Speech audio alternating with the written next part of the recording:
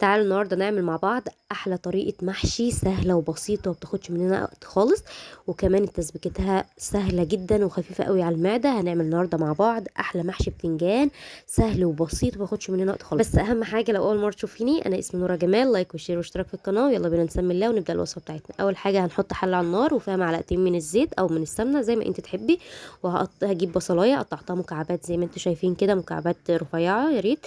وبعد كده هقلبها لحد ما تصفر، وبعد كده هنزل عليها بفصين من الثوم. وطبعا البهارات بتاعتي اللي هي هحطها مع تحميرة البصل دي، اللي هي ورقتين من ورق اللورة كده، وكمان روز ماري ناشف لو تحبي. يعني لو ما تحبيش مفيش مشاكل، بس بجد بتدي ريحة وطعم تحفة تحفة قوي مع البصلين وهي بتتحمر، يعني بتدي ريحة حلوة قوي.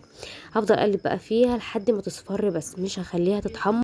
بس بجد جربوا البهارات اللي احنا حطيناها دي مع البصلايه وبتتحمر، بجد بتدي ريحه وطعم مختلف جدا في تسبيكه الطماطم. هنفضل بقى نقلب فيها كده لحد ما تصفر زي ما انتم شايفين كده، دبلت بس.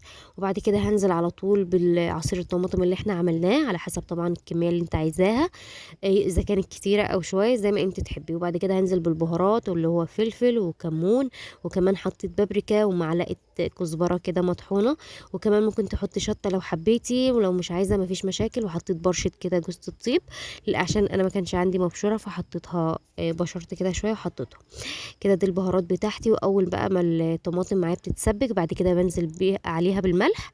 وبعد كده طبعا ببقى جايبه كزبره خضراء ومتقطعه، وشبت طبعا مغسوله قبل ما تتقطع. وبعد كده بحطهم على الطماطم بعد التسبيكه خالص، يعني بعد ما اتاكد انها اتسبكت. طبعا احنا مش هنسبكها هنا جامد علشان عايزينها خفيفه على المعده، مش عايزينها تقيل تسبيك جامد لا. طبعا هنجيب بقى كميه الرز اللي احنا عايزينها، طبعا على حسب كميه المحشي اللي معاكي او البتنجان اللي معاكي، على حسب اللي انت هتعمليه.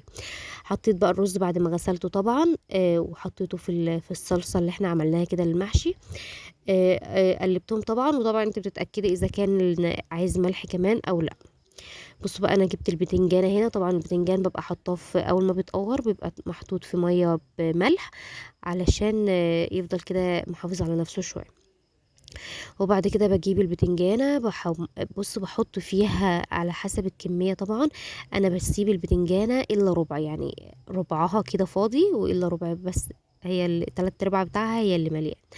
ما تكتريش فيها، وطبعا الزيادة تشيليه علشان ما يعجنش منك ولا يفرط خالص رز منك كده في قلب الحلة ولا اي حاجة، وهيطلع معاكي مظبوط ان شاء الله. شايفين كمية الرز اللي انا حطاها؟ طبعا بقى هجيب الحلة اللي احنا هنحط فيها البتنجان المحشي. قطعت فيها بصل، بهرته بس بشوية ملح. طبعا ممكن تحطي كمان فلفل وكمون لو تحبي، لكن انا حطيت ملح بس، ما حطيتش بهارات كتيرة.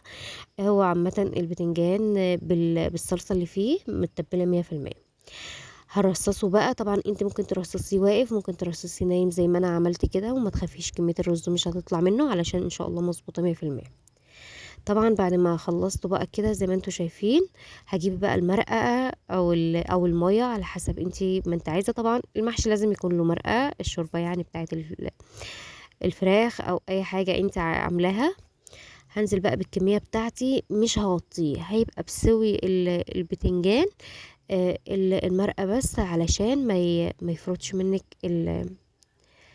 الرز بتاعه خالص. بصوا يعتبر سوي وبس، سوي وبس. وبعد كده حطيه على النار، على نار طبعا عالية، علي عليه النار، وبعد كده هيستوي. ووطي عليه النار ياخد بقى راحته خالص في السوا. الصوبع طالع بيتكلم عن نفسه، حاجة كده في منتهى الجمال وفي منتهى الحلاوة بجد. يا رب يكون بقى الفيديو بتاعي عجبكم. متنسونيش في اللايك والاشتراك، وتضغطوا زر الجرس، وتكتبوا لي كومنتات حلوة كتير زي اللي انتوا بتكتبوها.